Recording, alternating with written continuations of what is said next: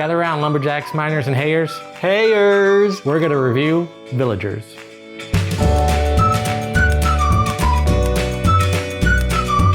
Villagers is a set collection game where you collect villagers and put them in your village. Yeah. While you're villaging, and then the villages and the villagees do all this villagering. And they put villagers in their village, yep. Yeah. Yeah. Villagers. Villagers. That's what I said. The goal of the game is to get the most gold. And you can get gold from various different ways, either by collecting villagers or getting paid from other players in the game by having a certain villager. The game is divided into different rounds, and in each round you have two phases, the drafting phase and the building phase. In the drafting phase, each player has a chance to collect between 2 to 5 villagers, and we all take turns as we go around the table. In the building phase, each player builds according to how many builder symbols they have, so you can either have 2 or 5. You build with your builder symbols on the villagers in your village. While villaging. About halfway through is what's called the first market phase, and during this phase is when you get the chance to collect all the gold that you have from your villagers. At the end of the game is the second market phase, which offers more opportunities to collect gold from your villagers. Each player adds up all their gold, and the player with the most gold wins.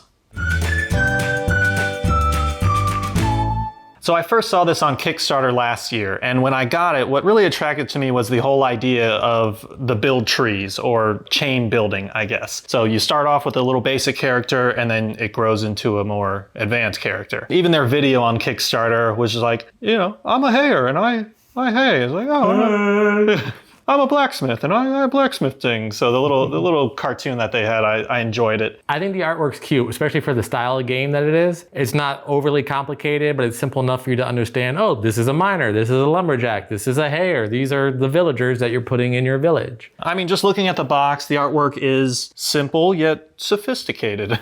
I like, you know, the all white, you have the villagers right there, some villagers, and then the bottom's green to, I don't know, maybe simulate grass that they're walking on. So even looking at the cards here, so here's the hayer.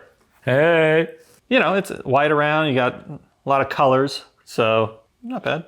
The one thing that I noticed about the production of the box that I really like are the coins that came with the Kickstarter set. Normally it would just be little cardboard that would be the coins, which is fine for what it would be. Yeah, I think I looked on Amazon and I didn't see that in there, so just punch out cardboard coins are just, I wouldn't be attracted to that. I'd be like, come on. When you first lay everything out, it feels like, oh, this game won't take that much room. However, as you start playing and building up your village, it takes more and more and more room. So if you're not expecting that when you first start, and think, oh, I'll just play on this small little table, you may be surprised that, oh, I need more and more room. Where am I going to put all this stuff? You know, these cards are only this big, but you can stack 2 cards side by side on them and then continue building. And as you can see, that can start growing horizontally, and then you'll run out of that real estate. Villagers is a game that's supposed to be for 1 to 5 players, take about 30 to 60 minutes, and be for players ages 10 and up. And I'd say for the most part, that's pretty spot on. If If we played it again, I'm sure it'll go by a lot quicker now. However, I think kind of what Teresa was saying, it's nothing really grabs you or holds your attention. You know you need to collect, and you know you need to build, but other than that, you're just like, okay. Going through the motions.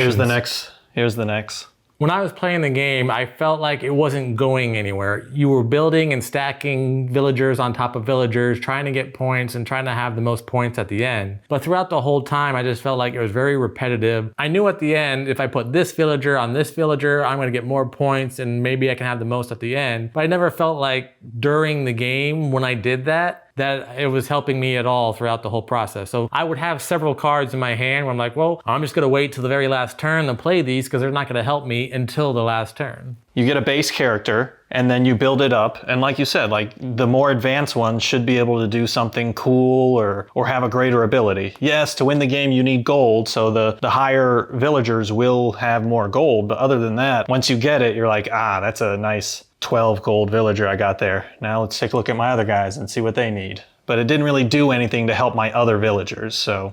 There are special villagers that allow you to do some kind of specialty moves, that I would call it, but there aren't enough of them to make it like, oh yeah, this game is awesome because I'm doing the special villagers all the time and I'm doing all this kind of crazy stuff. So there's one game mechanic in here that's kind of interesting, and it's basically the concept of some villagers need other villagers on the board in order to be played. For example, if you wanted to go ahead and play a glassblower, then there needs to be a blacksmith on the board, and you have to pay whoever has a blacksmith, or you pay the bank. But either way, you're paying someone if you want to play that blacksmith. So that is one of the interesting aspects where there is some player interaction. Other than that, it's a very solitary type of game where you're only building your village to have the highest score. I would probably say I give Villagers a 5, maybe the lower end of a 5. I do like the drafting and the building, and I just wish there was more with getting those higher villagers rather than just gold, because once you complete that, yeah, you'll have to wait until the market phase to get your score, but then there's nothing else you can do or you gain nothing special from it. Overall, I'm going to give Villagers a 5 as well. I like the simplicity of the artwork and the cards. Once you learn how to play, I think it's a pretty simple game, and it should be played rather quickly if everyone knows what they're doing, which cards they're going after. It's about a mid-level game, I would say, so I'm going to give it a 5. Teresa gives it a big 0. 0. And Juliana gives it a 2. That was our review of Villagers. What did you think? Were we too harsh on it? I don't think we were that harsh. What did you think? Until then, I'm Kenny. And I'm Lee. Hey. Hayyyyers. Hey.